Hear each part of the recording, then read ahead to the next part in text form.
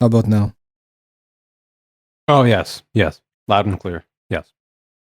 Okay. Uh, So, yeah. um, I guess the prompt of this was socialism is evil. hmm So, you waited till the debate to define evil. So, I must absolutely ask you, what is evil? Well, I'd say Give me a socialism. definition that doesn't ad hoc include socialism.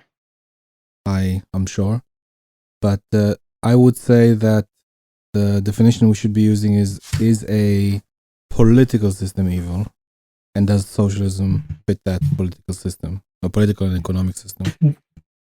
So yes, what constitutes evil? Well, I would say the easiest way to constitute evil would be if it had atrocities, or if it had done atrocities in the past. And there are certain elements of that I can go into more detail, but basically I categorize it into three. Well, this isn't the definition in particular, but I categorize it into three areas. One is collectivism, polylogism, and structural systemic issues that result in atrocities and therefore make the system evil. Um, okay. I think you came into this debate under the impression that I was a tanky. I'm No, not. no. Okay. So I came I'd into this debate absolutely that you're a argue. Marxist.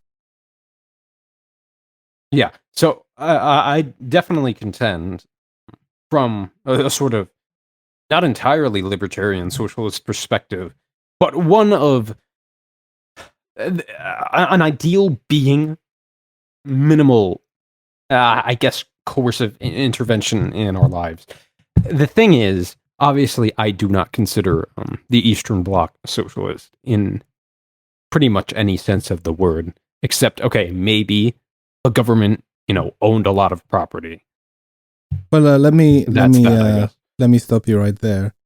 I would say that the examples of countries that try to implement socialism, communism, Marxist Leninism is a reflection, or does reflect back to Marxism proper. But no, it does not. Okay. Would you So like me to give show you? me, sure. Okay. Well, this is what that debate is about. So before I start, let's agree on a standard, or let's see if we can find an agreement from the outset. Would you agree that fascism or Nazism is an evil political system? Yes, because their axioms are fundamentally built upon what is disprovable, what is erroneous, and what has been used to manifest, I guess, incorrect, incoherent ideologies that just generate evil. At Okay, least that's how I define it. let's dig a bit more into that. So we can safely say that Nazism resulted in atrocities, right? We both agree there. Easy, Absolutely. yes, yeah. Um, Yeah. Apart from the generated wrong axioms, if you would find characteristics in that political system that you would consider evil and potentially led to those atrocities, what would you say that those characteristics would be? Just top of your Are head. you asking what the characteristics are, or What what I I, would do with the characteristics when I found them? well, I'm under the impression you analyzed why Nazism happened, or why it did what it did, or how. Well, a lot of people do, like, try to figure out how could have these atrocities have happened. So I'm just asking you if you have off the top of your head some characteristics of Nazism that you think led to atrocities and therefore make this political system evil. Okay, so the emphasis of racial hierarchy, Mm-hmm. pseudoscientific claims to justify this, the idea of a coordinated monolithic Jewish cabal, just trying to undermine white people, or I guess Aryans in their concept. Um, the idea that there needs to be like some sort of freaking Ubermensch, The idea that war is the greatest flex and the greatest demonstration of racial power. It's an absolutely absurd, incoherent ideology on its face. Okay. So I wrote down a few things from what you said. So racial hierarchy or the Jewish people are ruining the white people. So, by the way, I have some leeway in this particular area, so I'm allowed to say a few extra things that maybe other people would have an issue. I have a pink slip to say a bit more. So let's generalize a tad and say with the Nazis there was a in group, which was the Nazis, and there was an out group, which was the Jewish people, and the out group was hurting or negatively affecting the in group, and the in group must protect itself or attack or I don't know, purify itself of the out group. Is that fair to say, the generalization? Yes, and Okay. if you're trying to analogize this to the Eastern Bloc, obviously I believe in some sort of substantive reform, but I don't believe in genocide. I don't believe in liquidating the kulaks. I just believe the seizure of. Sorry, I just wanted to move on to another thing. So with regards to pseudoscientific, could you expand on that particular element? These pseudoscientific conceptions are something that J.F. Gariepi, people like Sean Last, all type. Maybe I think Stefan Molyneux took a stab at it at one point in his career. And the common talking points of this are that blacks are genetically inferior, and just generally racial minorities as a whole are inferior to the white race. And the idea that there's current intrinsic, inborn genetic predispositions to a lack of intelligence and poor socioeconomic performance in general.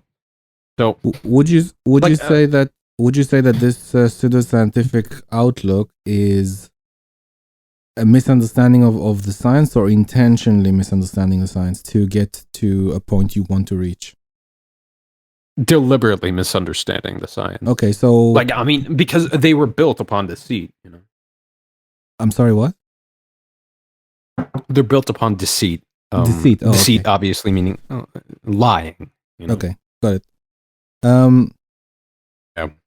Would you say that the ideology of Nazism kind of made people more biased towards the particular group and ignored and also biased against other groups in a negative way? And if there was scientific evidence... absolutely, because there's constant evidence of this intrinsic racial hierarchy, Okay. Yeah, so I think we have a good point to start on. We seem to agree on a lot of things. So I will start by laying out my points. Basically, there's three main points that I have to go into, and five per one of the three, where I explain why socialism follows is an evil political and economic system. I'm glad we iron things out so to agree what is evil and what is not. But basically, the first group is collectivism. The first area to discuss is collectivism. Would you say that socialism has an in-group and an out-group?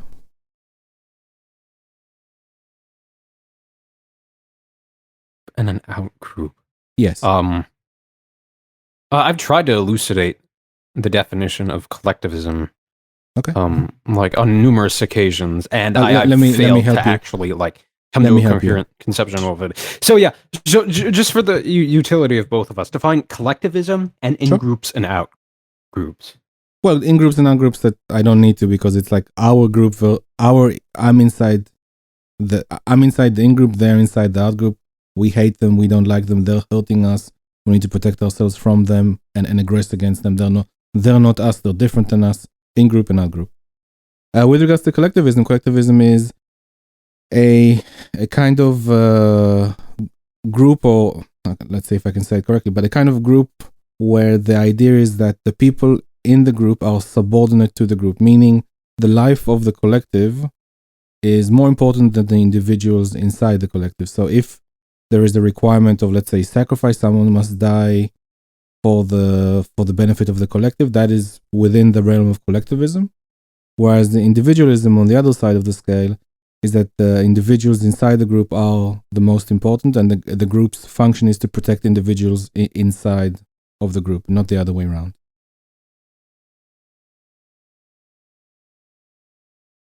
Okay. Right.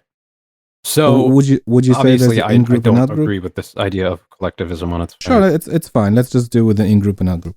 Yeah. In Nazism, there is an in-group and an out-group. Obviously, does socialism have it? The in-group being the Aryan race, I guess. Sure. And wait, okay. So are you asking me what is the in-group and the out-group when it comes to Marxist socialism? Correct. Okay. Well, that depends on who you are. It's very clear, actually. It's a the material. It's a very clear question. Circumstances surround you are. So, I think Marxist conception of the two, like, dichotomous classes is definitely a bit reductive. So obviously, it's a binary. If you work for a wage and don't invest capital, no, hold on. Just let's stick to the thing. Can you explain to me class struggle? Yeah, who is the class struggle between? A proletariat and bourgeois. Okay, is that an in-group and an out-group? Yes. So yes, I would How say is yes. socialism evil? So I have to lay out the whole thing. So we started now with an in-group and out-group, and I assume you agree with me that it does have one. Just in the fact that it has class struggle, that is an in-group and out-group in and of itself. Correct? Yes. Okay. And just to remind you, I can go until. Yeah, we're doing fine. We're speeding along here. No, 750. We're speeding along just here. so you know. But continue. Okay. Let's see. So, would you agree that a collective or any group, any group of people, or large group of people that needs a leader or representatives, let's say, to be led? I'm talking in a political context here. What was that you said? They needed what? They need a group of people in a political context. Any group of people needs a leader to lead them, or a representatives to facilitate certain leadership or management issues.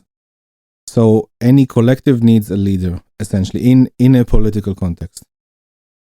Yeah, sure. I think Engels expounded upon this in an essay called On Authority. He said, basically, aside from another point, which like needing a transitory state between the seizure of the means of production and communism, he also said that sometimes we do have to defer, i.e., take a more technocratic stance towards matters and appoint someone who knows more than we do on a certain subject.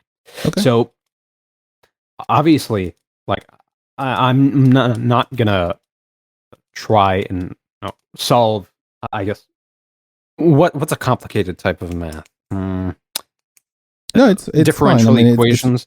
It's differential relatively equations on my own. I'm just gonna defer to somebody because that's outside of my frame of reference. Sure, it's relatively straightforward, and in general, a group will tend to heavily, especially if they're trying to coordinate things between themselves, and one person or several representatives would do that because they're good at it, and other people will take like a more following. But it's not super out of the ordinary. In Marxism, Marx not doesn't prescribe, but describes that there will be a situation of the dictatorship of the proletariat, right? Yes. So in the Communist Manifesto, in the Communist Manifesto, yes. Capital was more of a critique of labor and economy. So he with the way that people's relationship to the forces of production will have like a situation in the future where something evolves and he describes that there will be a dictatorship of the proletariat. Now, if there's a dictatorship and we just agreed that every group needs a leader, what is the leader of a dictatorship called? The dictator. Correct. Oh wait. So are you saying that because Marx called it the dictatorship of the proletariat, that means it's necessarily going to be an autocracy? I think it's the autocracy part is not what he's suggesting. I'm saying that because groups necessarily human nature necessarily need leaders to coordinate things, and if you have like a group of people that forcefully and violently take away property from the property owning class, because they're not going to just give it away for free, they're going to some will fight for it, then you need like a sort of dictatorship of the proletariat. And if you have a dictatorship and you need a leader to lead that dictatorship, that leader is will that be a your dictator. Contention here? That is my contention. Because we're seizing property from individuals, ergo it's evil. That I didn't say that. I didn't say that seizing. I personally think that you can make that case, but I'm strictly talking about atrocities now. I'm not going to go into taxes are evil stuff. That's like way below the level of what I'm discussing here. Okay. Because you do need like a sort of violent revolution to seize property from people. They're not just going to give it away, or they may already have left with it ages ago, or they may set it on fire before they're taking like the kulaks in the Ukraine did. So people are attached to property that they've worked on for a long time, and they're not just going to give it away. Therefore, you need to take it violently. Therefore, you need a dictatorship, and a leader needs to be a dictator. Okay. So is this why you believe socialism is evil? Part of it, yeah. I'm just trying to show that the quickest way to achieve socialism is through authoritarian regimes, and it will be impossible to do it any other way. Okay. It's not the core issue, though. There are two other elements. Okay, so what are those two other elements? Well, I'll have to go into them, but continue. Okay. So, do you believe that seizure of property in and of itself is evil? I don't think that it's relevant to our discussion at all. But I think I think you will need to use violence. So let's put it this way, right? Let's say we go back to caveman animal times, and just even an animal has this is the animal's area, and then and it's protecting it, and it's trying to attract females, let's say, of the same animal species, and then a male comes into its territory, and it will protect its territory from this male. So it's not like far away from what cavemen people would do, depending if they're working in a group or something, but if it's their territory, they will protect it. And to avoid the situation in civilization, back to civilization, where we need to constantly protect our territory, we have these things called property rights, which are sort of mini peace agreements between everyone, saying, let's not all fight. It's all in our benefit to agree to property rights, and we'll adjudicate some sort of monopoly on violence to make sure that we don't have to fight, and then we get to keep our property without the risk of death several times a day. If you remove that property right, you start a process of violence, and in Marxism, it's intentional to take away bourgeoisie property to the proletariat. You believe governments, or I should say states, actually, pertaining to a libertarian conversation. You say states are monopolies in and of themselves, right? At least that's your conception of it, right? Well, that's their function, to be a monopoly on violence. a monopoly in terms of a corporation? No, they monopolize no one else should have more violence, should be able to have more violence than the state. The state should have the most violence. So the first point out of 3, this is what I'm getting, so you can modify my explanation if needed. You believe socialism is evil because it is immoral to have monopoly on violence that is used to seize private property. No. I believe socialism is evil because it caused atrocities, and I'm backtracking to what elements in Marxism proper resulted in those atrocities. That's the flow.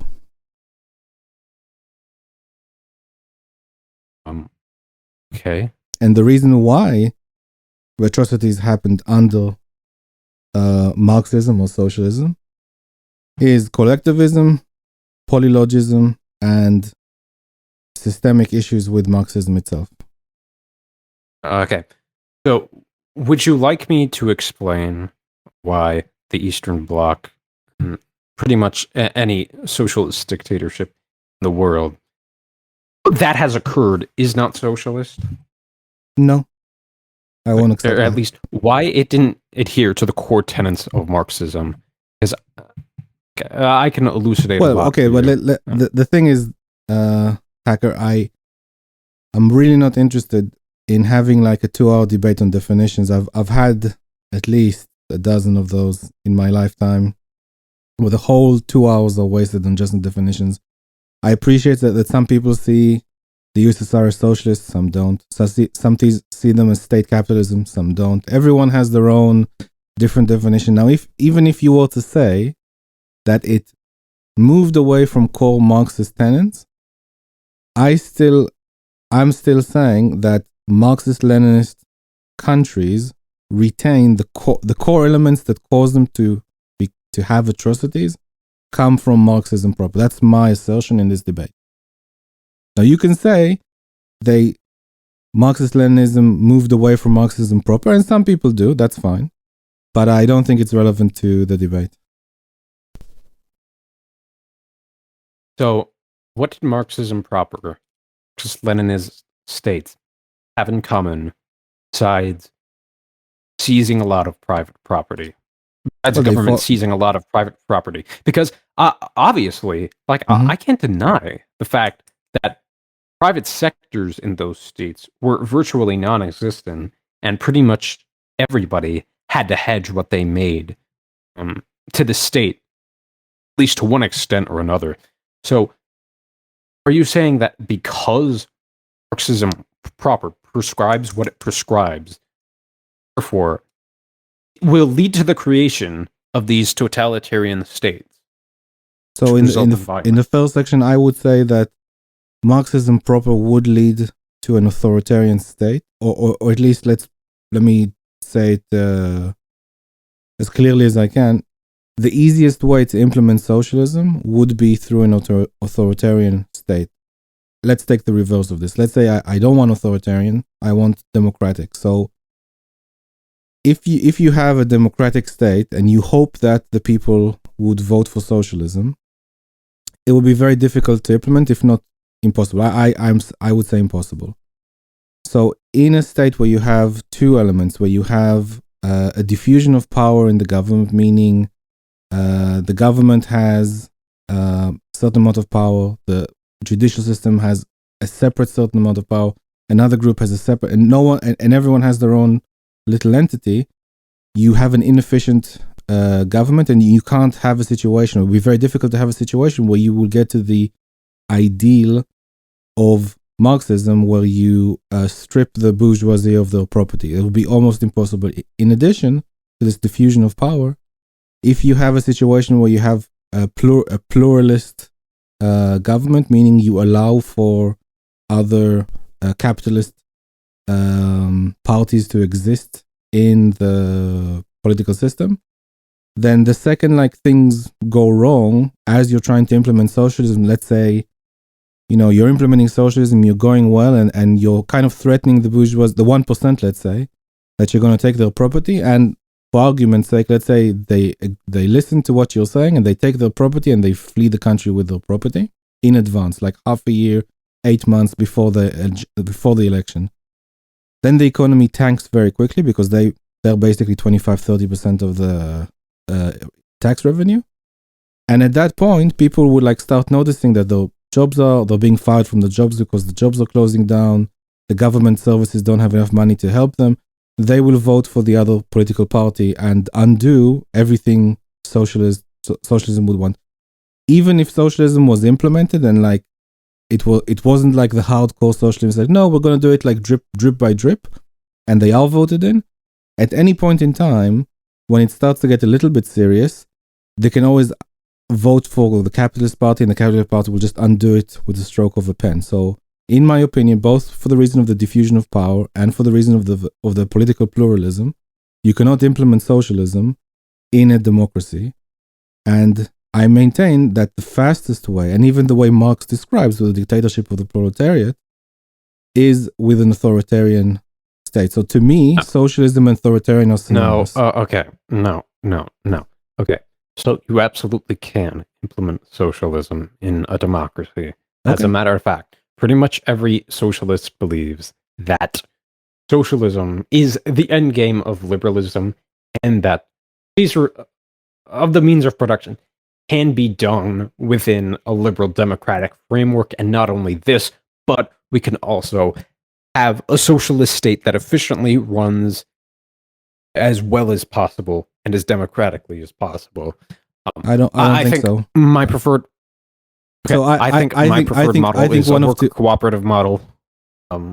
Let's take my two definitions. Yeah, let's take diffusion of power and political pluralism. So I don't think you can give me an example ever of a socialist country, a democratic socialist country that rose that way with having both of those elements in there. You either have to have a concentration of power, and bear in mind, socialism or Marxism by definition is concentration of power, because you have political power and economic power held by one group.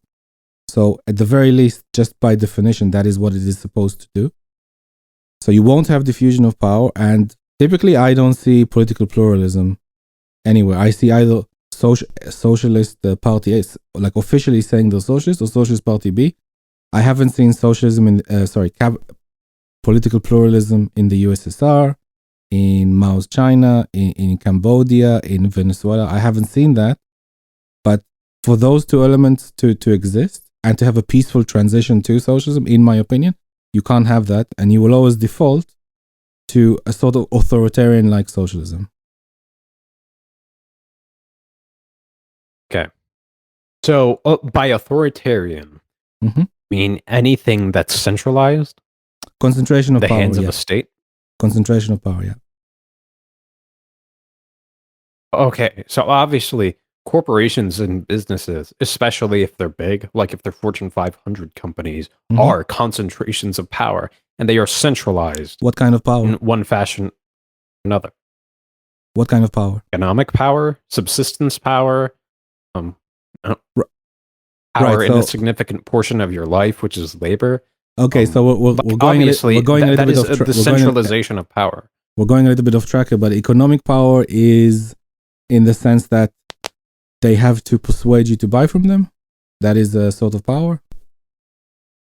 No, they have subsistence. They have a monopoly on subsistence.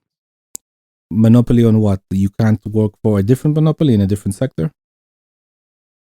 You can't refuse to work and get by. But specifically this company, you can work for a different company, right?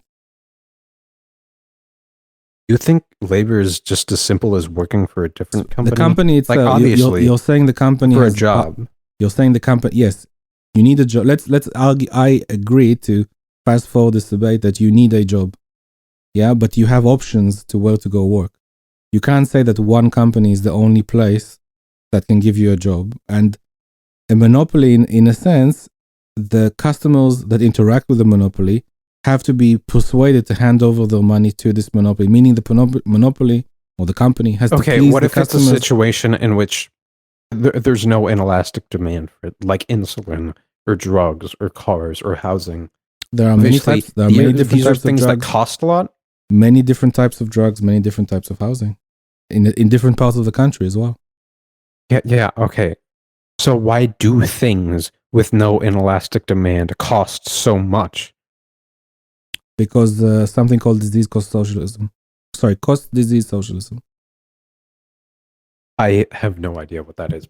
Okay. It's basically so you believe basically that well, you asked me a question. It's basically that the government intervenes in that sector. Let's say housing. The government intervenes in that sector and restricts the supply in that sector, and also tries to diffuse the cost, meaning it restricts the supply of houses. There's no inelastic demand. Because these things cost so much, and right, not only this, let's focus on way off topic. We're getting completely in a different. So let's say this way. Yeah, the centralization aspect is what I wanted to talk about earlier. Let's agree that inelastic demand, depending on what you mean by that, let's say causes prices to go higher. Sure.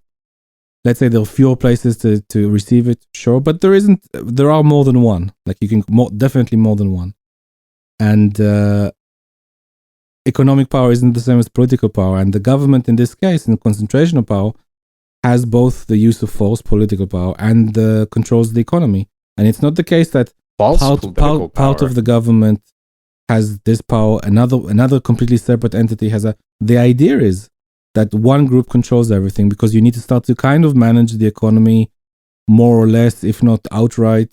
You can't have that if it's like diffused, because that's already complicated enough to plan the economy in one place, and not like across different departments that control different other things, and you have to agree to, they have to agree to what you want, you have to agree to what they want. It's already very complicated, so it has to be centralized and concentrated, and therefore authoritarian.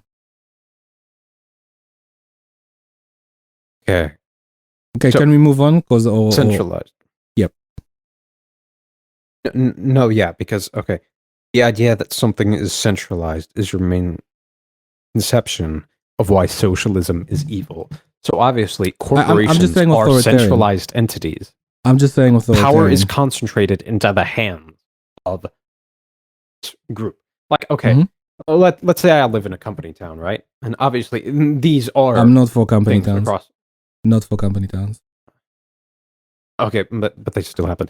So if I just so happen to be born and to live in this company town, I'm completely beholden to this corporation for subsistence. Yeah, so the problem I have with company towns is, in my opinion, I think it's a sort of altruistic kind of thing that someone like concocted in their minds and said, I'm going to help these people, I'm going to have like a company town, and I know what's good for everyone, so I'm going to make them work in a certain way and pray on Saturday. You're against centralization. In company towns, centralization is evil, correct? Concentration of power is evil. Sorry, concentration of power is authoritarian, and once you have that power, you can do evil things. That's literally any group of people. Does this not apply to corporations and businesses and the like?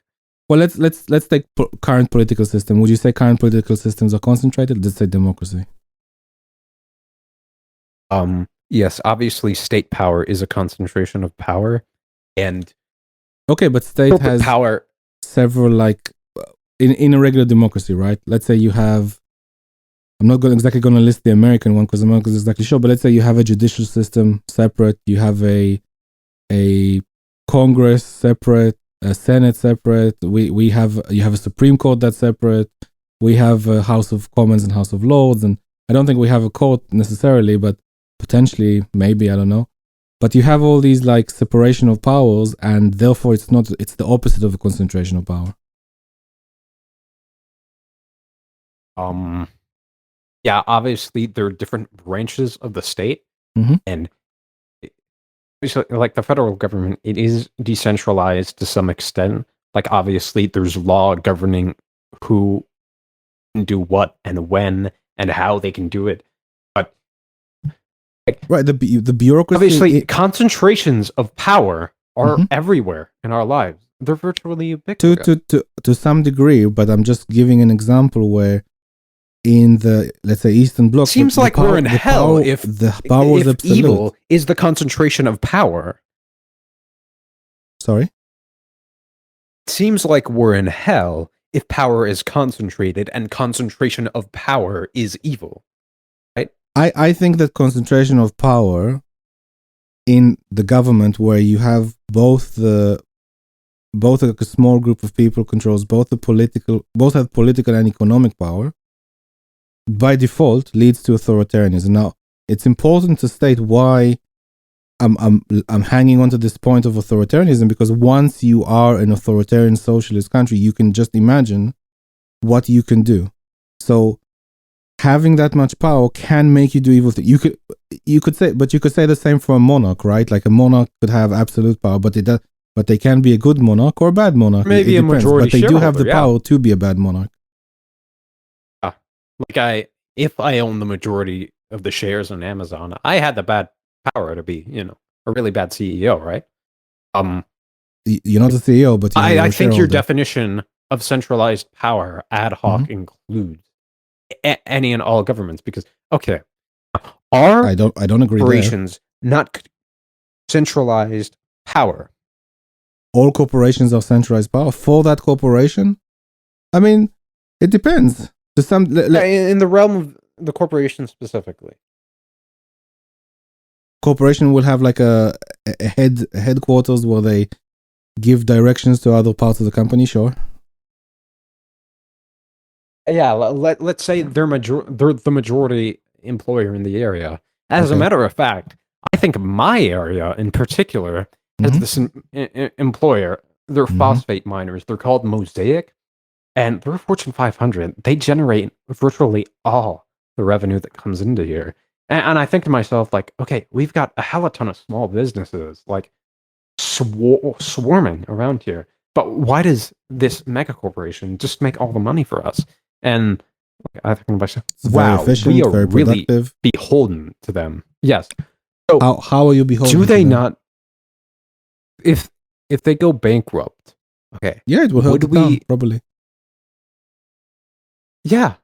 So Okay. we're beholden to them as an institution. They could fucking liquidate all their shares right now and declare bankruptcy. Obviously, it'd be a really bad business move. Okay, but since can they go they to are you? profitable? But Let me get us back on track a little. Can they go to you? we're You're not fucked working without for them. is In the what I'm middle, saying. can like a executive in this company walk down the street, see you there? You're not working for them. You're working for, let's say, some of the small businesses in your town, and say, "Drop your pants right now."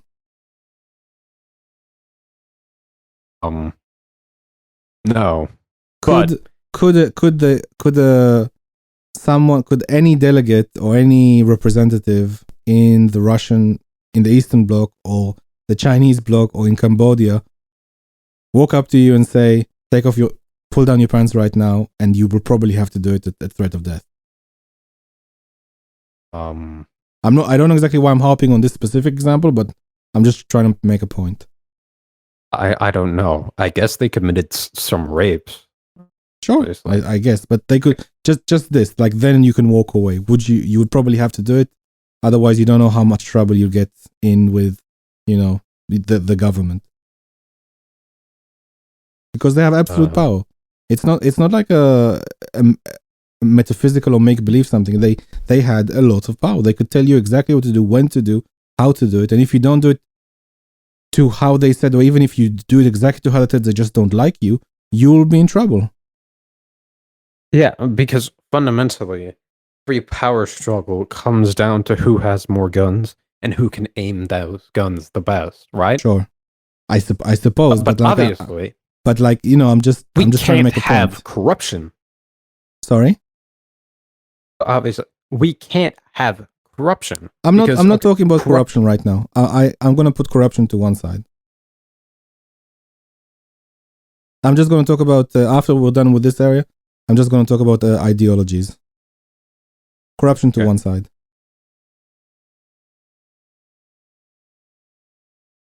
Okay, let's move on, because I think I'm not sure if we'll necessarily agree, but I hope I made the point.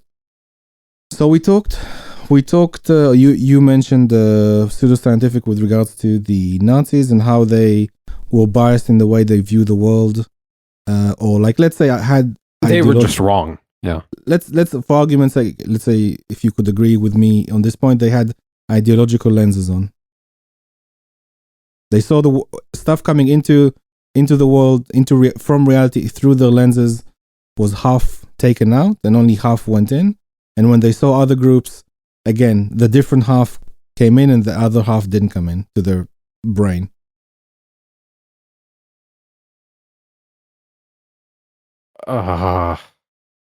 Wait, okay. I'll give a different example. Maybe that wasn't a good example. So let's say that, let's take this example. Let's take a German guard at Auschwitz, and you ask him, what's behind you? Like, I don't know. I'm just here supposed to guard. Are you sure that's not like something really bad going on behind you in that camp? Like, look, I'm just following orders. I just want to focus on guarding. I don't really know what's going on there, and I'm not interested to find out. Are you familiar with this kind of scenario? Yeah. Are you familiar with Hannah Arendt? Who? Hannah Arendt, the philosopher. Oh, Ayn Rand. No, yeah. Hannah Arendt. No. So Hannah Arendt wrote a book called The Banality of Evil, where she, when Eichmann was captured and moved to Israel to have a trial, she went to Israel to observe the trial.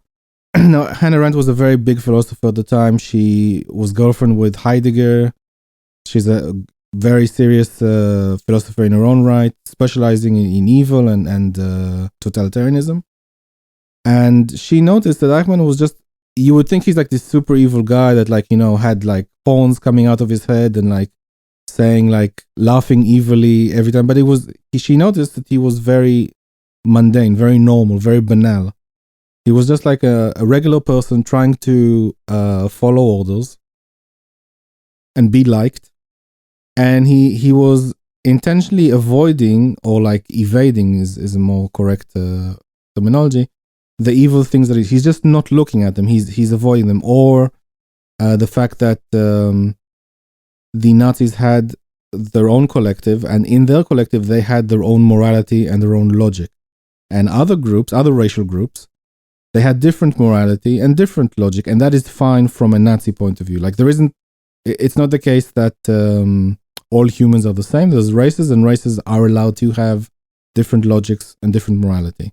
And to him, killing Jews was not bad, or like ordering Jews to go to their death was not bad. He was just following orders, and he was protecting his, I don't know if he was protecting outright, but he was serving the greater good of his race. So to him, he was doing a good thing and not a bad thing. And he was evading looking at the thing that he was doing and that it was bad, similar to the Auschwitz guard. He's evading what's staring him in the face just to get by through his day.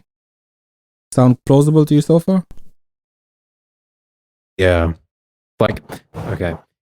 In not total centralizations of power, we can obviously have a group at... I'm talking about ideology right now. Okay. Just ideology. Sure. Sure. Do you understand what Hannah Arendt was trying to communicate? Does it make sense in your opinion? Yeah. You don't necessarily have to be... Well, no, I'm just trying to communicate the point. Yes, I understand. Cool.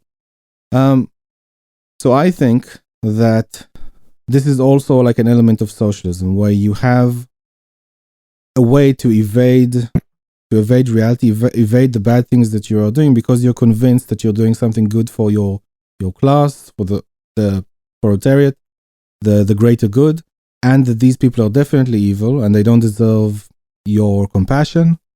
Similar to the in-group and out-group, but I'm applying it here on an ideological level. So how could they have committed all these atrocities? Because they didn't think they were doing something evil. They thought they were doing something good, and they evaded looking at the whole picture to to see that what they were actually doing, or in another way, like it's kind of like the meme where like these two British comedians like dressed as Nazis and say, "Are we the baddies?" Like, because he's looking at what they're doing for a second, and he's observing maybe they are the baddies, but people who are committing real atrocities, they can't even psychologically allow themselves to look at the whole picture because they'll just go insane because they know they've done a lot of bad things, so that their brain kind of as a protection mechanism after they've done all the horrible things, just kind of evades it and doesn't look at it because it's just too painful to look at it. So far, in your opinion, you agree or disagree? Speaking of ideologies, yep. So long as let's take neoliberalism for example. Like, do you think that obviously, well, can it be connected to this? The Pinochetan genocide of his political enemies was an atrocity, and different from what the Nazis did. But do you think that the same cope was in play there? Like, oh, this absolutely cannot be evil because I'm doing this for the greater good. Neoliberal capitalism is for the greater good. Like, do you not think that? I don't know if I would say that neoliberal capitalism is for the greater good by definition, because liberalism is individualist. So I don't think they would have that concept of the greater good. Pinochet was very individualist. Like, he said he wanted Chile to be a nation of proprietors and not proletariat. I'm confused. So Pinochet, the dictator, is also pro-individualist.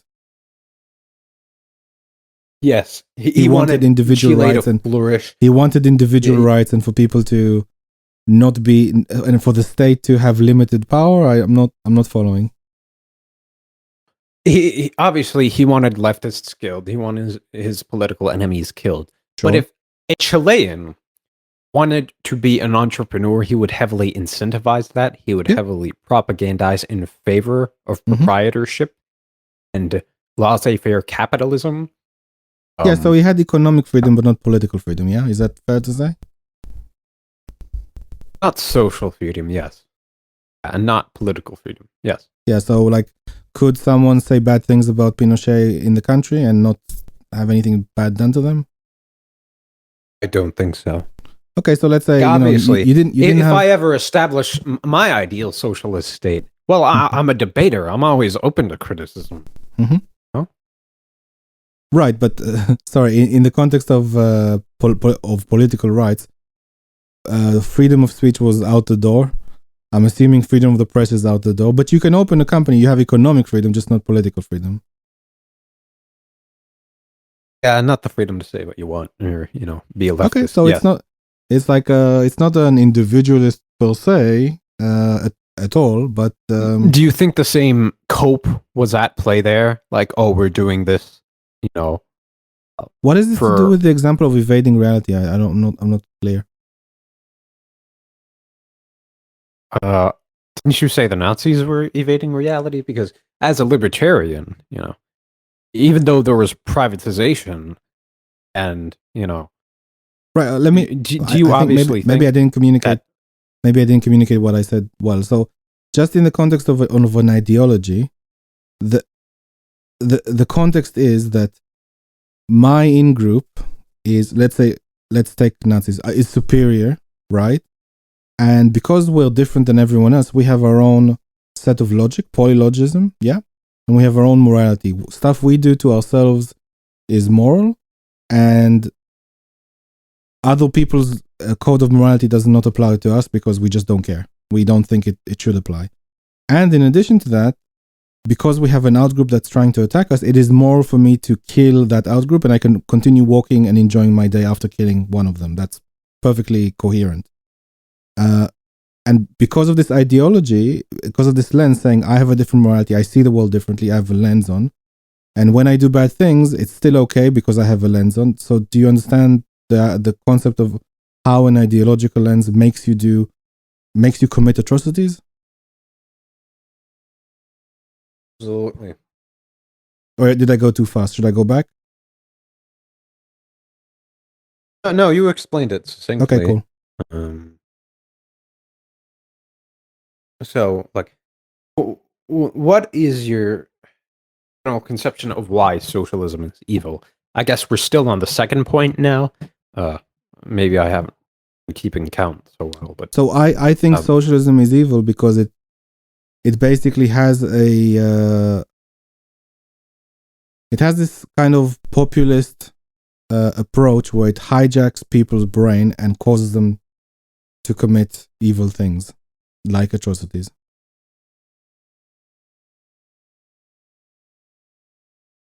Okay. Let me give you an example of what is evil. Yeah, so just like a more concrete example. Imagine you're standing in a cage, in a large cage.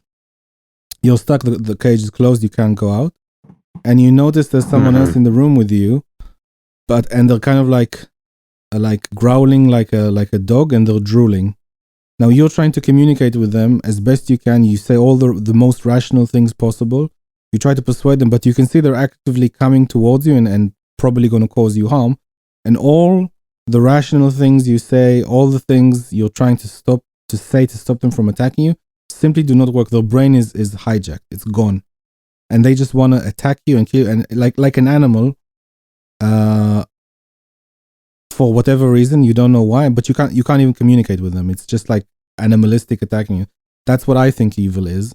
That's what I think, kind of, not in that exact example, but in a more like the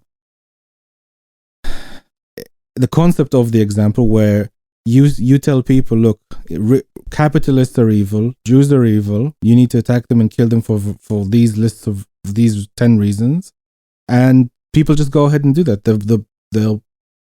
They're in the populist kind of frenzy. Do you think I'm in favor of killing capitalists? Well, you can at least be aware that it can happen if people are so against capitalism are so against capitalists, and capitalists cause all this pain to people and all this suffering, and they do all these bad things, and some people will interpret it in that way, and violence, it's described, and it could be it's described, and it could be proscribed. Well, okay, I'd also explicitly prescribe against it. Well, that's irrelevant. I mean, even if you're like, we hate capitalists, but we shouldn't do these things, some people may not take your not agree with you. They do want to hurt capitalists who are doing all they're these bad. Fucking lunatics. Okay. Well, but okay, I don't need them in my movement. You get the point. They'll put like a guillotine in front of their house and say, "No, you're next." Bad actors can manifest in libertarian. I don't think it's a handful of extremists. I think it's in the core of the ideology. If it was just a handful of extremists and they just read it wrong or something, and they don't reflect, like, I could like entertain that idea, but certainly not millions of dead on a mass scale. That's a bit more than a handful of extremists. Fine. Okay, do an anonymous poll among socialists and ask them: would you want to kill all capitalists? Yes, no, or maybe. And then they can check mark the box they want. Like, do you think most of them would check yes? I do want to kill most capitalists. Do you think some capitalists would die during the time where the government takes their property away from them? Yeah, because I think some of them might jingoistically, want their private property back. You know, I don't know, maybe pulling guns here or there. Maybe. I don't know. But by the way, the taking of property, I don't think that was like the biggest cause of death during socialism, but it's just an example of this, what you would need to do to achieve socialism. A lot of violence. Once you already have like a state or like a political group that is okay with using that violence in that way, and it has this concentrated power, bad things happen. Well, okay. Like, do you not think bad things can happen in instances of concentrated power, like corporations? I mean, oh my God, dude. Yeah, sure. Some bad things happen. Okay. I'm not saying everything is perfect, but like it's not the same. It's night and day. Economic power and political power is not the same at all. Like, it's just fundamentally different here. You can't tell me that. Okay. That like are you an ANCAP or just moderate libertarian? You an anarcho-capitalist or just I'm a not modern liberal? not an anarcho-capitalist. No. Okay, so you do believe some state intervention is to an extent necessary. Sure. Yeah, a state should have a monopoly on violence, and they should use that to remove violence from society. Okay, so yeah, I generally agree with that. Even as a leftist, I think if somebody is trying to murder you, the state should step in and stop that. I mean, pretty Okay. much anybody would agree with this, unless they're, like a complete freaking ANCAP who would rather have a private arbitration. Sorry, I'm trying to not come off as ad absurdum anymore. I'm just trying It to does. It's not. be the I'm not an best ANCAP. pseudo It's intellectual fine. I can. Okay. Like these private arbitration firms to mitigate in matters. But I guess your conception of why socialism is evil is because through it, atrocities are able to be committed. Mm-hmm.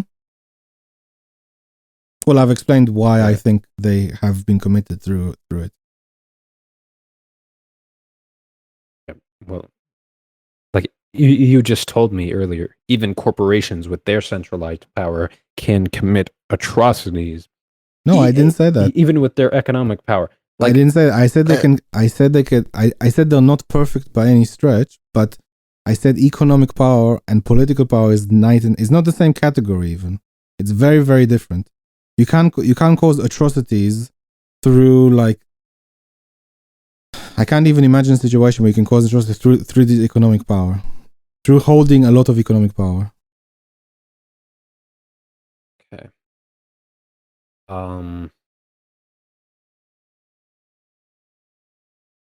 So, okay, where the fuck do we go from here?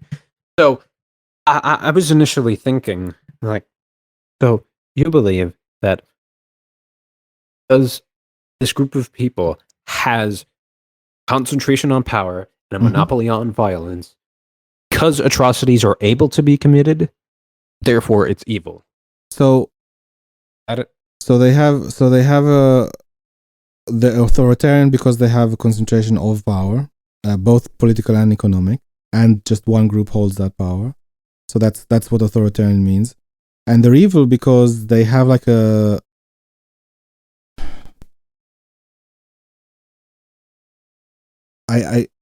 it's just a few. Okay, so let me just add a few more points. So they have authoritarian, they have all this power, and they have like an in-group and out-group kind of struggle, fight, us versus them.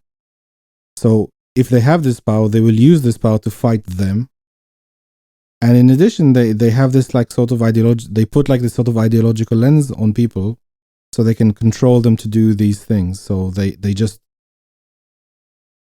agree to do these evil acts themselves because they are bought into the ideology.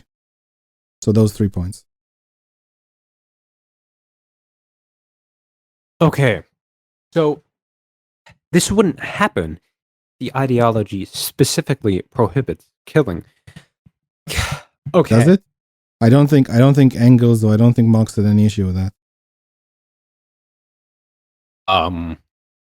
Okay. I obviously, if they had section in one of their works in which they elucidated how to brutally torture and maim. To brutally torture and maim every single capitalist to maximize their suffering, I would disagree with that because Marx and Engels and all these leftist thinkers aren't God. That's why, like, nobody's gonna agree with precisely every last thing you say. That's just part of being an individual. My ideology is different. And but we're not individuals, we're a collective. No, I'm saying we don't think for ourselves. I have my own distinct brand of socialism. Right, I'm not talking about libertarianism. I'm not talking about look. I'm talking about historical socialism. What has happened? Right, if you have your own brand of socialism where you pick and choose, you curate the parts you like, that's good for you. I'm just saying that Marxism proper led to these things. through its ideas. Well, The system no, of they ideas did that not led to these adhere to things. Marx at all. And if through the system of ideas, and when these ideas touched reality and happened in reality, they led to X. That's all I'm saying. Okay, but again, I've brought up how deregulation of markets and quasi-fair markets, Mm-hmm. I guess I do consider neoliberalism a form of libertarianism. So obviously, purely libertarianism can lead to atrocities like those under Pinochet, Videla, Banzer, Lee Kuan Yew, the Saudi royal family, you're equivocating. Erdogan, Putin. You're equivocating here. No. I don't agree with your equivocation. Okay, so I think Are you saying that liberalism or neoliberalism and libertarianism equals Pinochet? Is that your point? Well, Pinochet was a neoliberal and was the first one to put neoliberal policies into practice. I don't agree. This idea of then I don't agree. Coming out of an alleged Keynesian failure to address stagnation, which I always thought was a lie, was okay. Low interest rates generally, except in dire circumstances, deregulation, tax cuts, union busting, and just a general entrepreneurial attitude. This belief in meritocracy. Do you not think that's neoliberalism?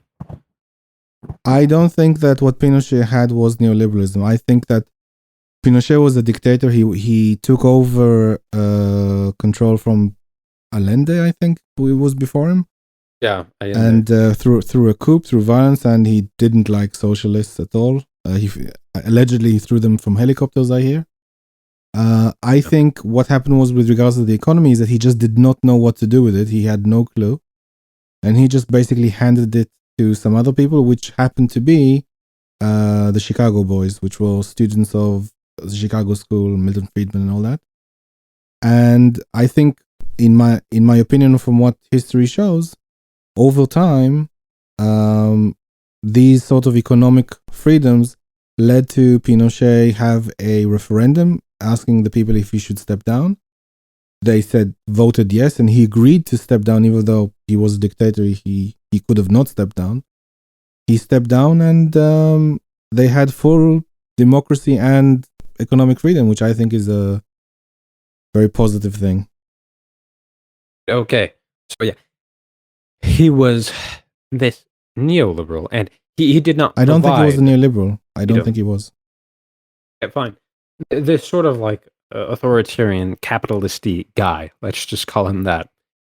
People didn't have political freedom, and they didn't have. He didn't give people any meaningful sway in things. Now, do I think most neoliberals are gonna go on conquests to just purge every leftist from the country? No. If that were the case, like I wouldn't exist. Leftism wouldn't exist.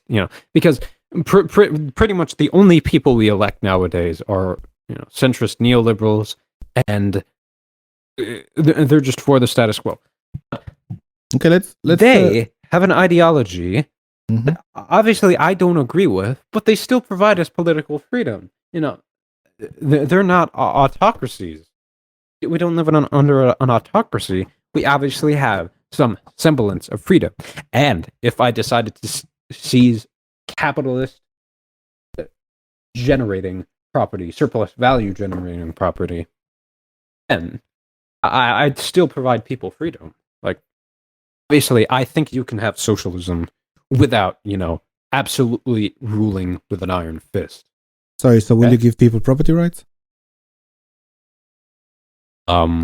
No. Maybe the only form of private property would be cooperative property, but even then, that's socialized. So you're a market socialist?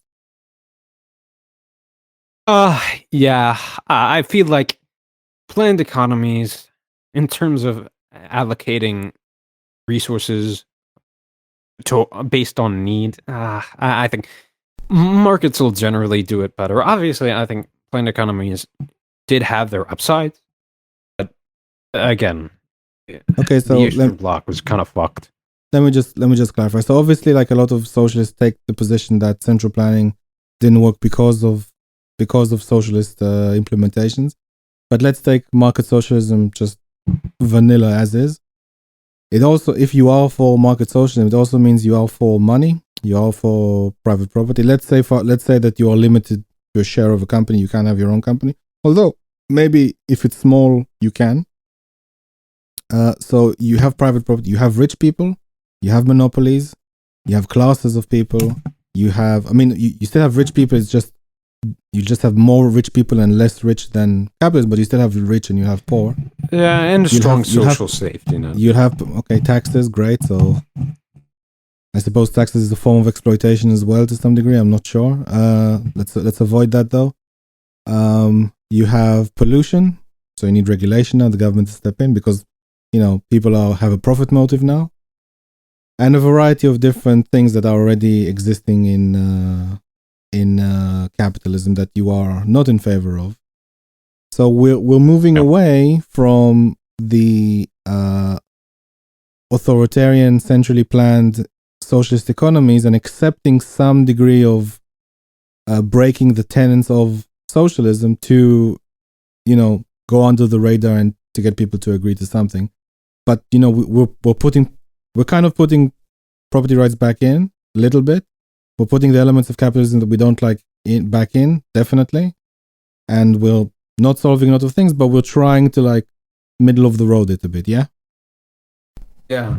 And that system's endgame would obviously be communism, but you can't. Oh, you do want to get to so this is the middle ground, yeah? It's not fully all the way. Yeah, let me explain.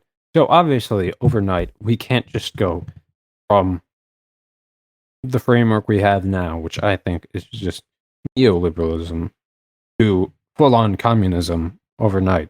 Mm-hmm. And this be an international effort. It can't all be at the same time. So, specifically, what I'd like is, I guess, just going off of this socialist framework, the axioms of, utilitarianism, equal distribution, it's all benefit, we love you all this stuff. Let's see data.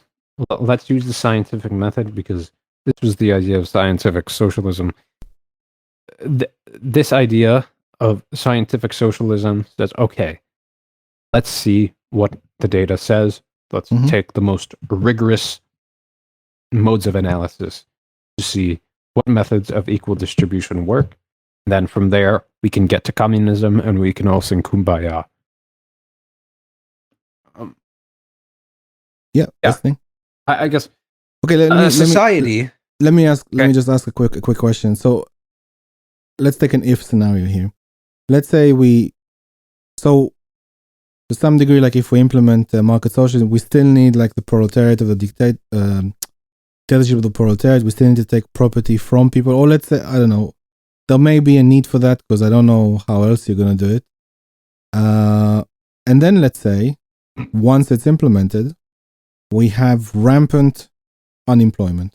We have 20% unemployment, and people are very unhappy, and they would like to go back to capitalism and or add some forms of capitalism to alleviate the situation of unemployment.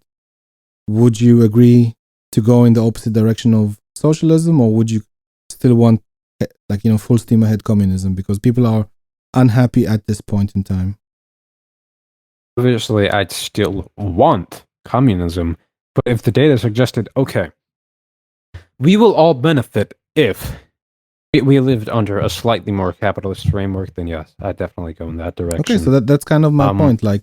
If you allow, but here's the problem. Yeah, all this data on where should we socioeconomically go from here?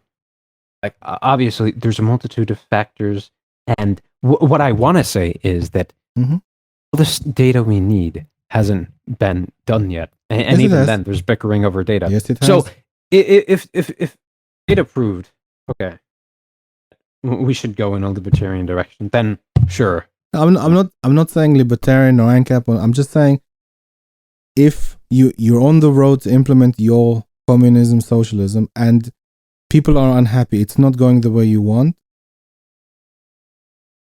And people say, we want to reverse track. And it has been implemented. You did have Yugoslavia. You did have a high degree of market socialism. And you did have 20% unemployment. Because, and I can explain why and how it works with co-ops, what mechanistically why it occurred. But you had a high degree of unemployment. No, okay. Worker co-ops, and no, it wasn't exactly a worker cooperative model. What was it? It was something adjacent to it. But worker co-ops typically withstand like high bouts of unemployment. No, right, but they have an issue because everyone reduces their money together.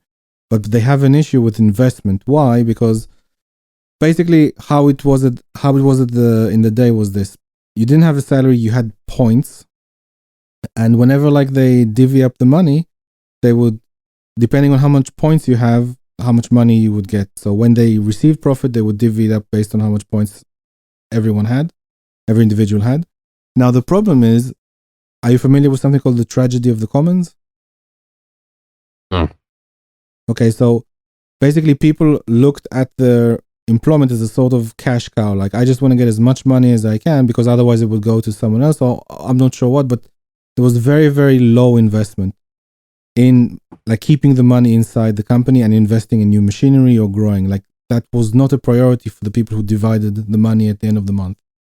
And it was so bad that I don't know if you know, but capital, like machinery, depreciates over time and it goes bust, and you need to replace it with new machinery.